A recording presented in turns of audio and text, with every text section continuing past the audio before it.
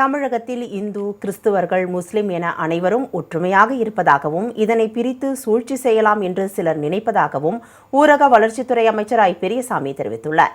திண்டுக்கல் மாவட்டம் எட்டுப்பட்டி பகுதியில் திமுக சார்பில் கிறிஸ்துமஸ் பெருவிழா நடைபெற்றது.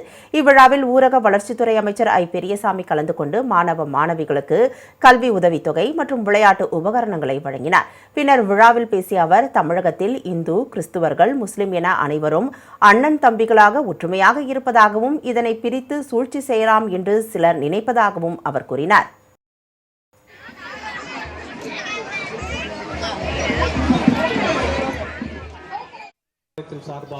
நாகை மாவட்டம் வேளாங்கண்ணியில் கிறிஸ்துமஸ் விழா வெகு விமர்சையாக நடைபெற்றது. வேளாங்கண்ணி விண்மீன் ஆலயத்தில் நடைபெற்ற கிறிஸ்துமஸ் விழா பேரணியை பேராலயர் அதிபர் இருதயராஜ் தொடங்கி வைத்தார். இதில் 1000க்கும் மேற்பட்டோர் கலந்து கொண்டு நடனமாடி கொண்டாட்டத்தில் ஈடுபட்டனர்.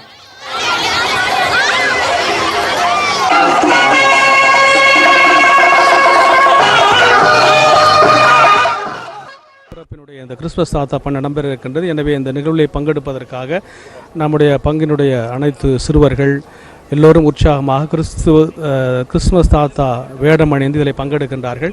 எனவே இது எல்லோருக்கும் ஒரு மகிழ்ச்சியை தருகின்ற தருணமாக இருக்குது, உற்சாக தருகின்ற தருணமாக இருக்கின்றது. காரணம் என்னவென்றால், கிறிஸ்து பிறப்பினுடைய அந்த விழாவை நாங்கள் கொண்டாடுகின்றோம். இறைவன் எங்கள் ஆசீர்வதிக்கவும் இந்த மாபெரும் யூபிலி ஆண்டு எங்களுக்கு ஒரு அருள் தரும் ஆண்டாக இருக்க ஆண்டவருடைய அருளை நாங்கள் கொண்டாட எல்லோருக்கும் எங்கள் மகிழ்ச்சியை நாங்கள் பகிர வேண்டும் என்று.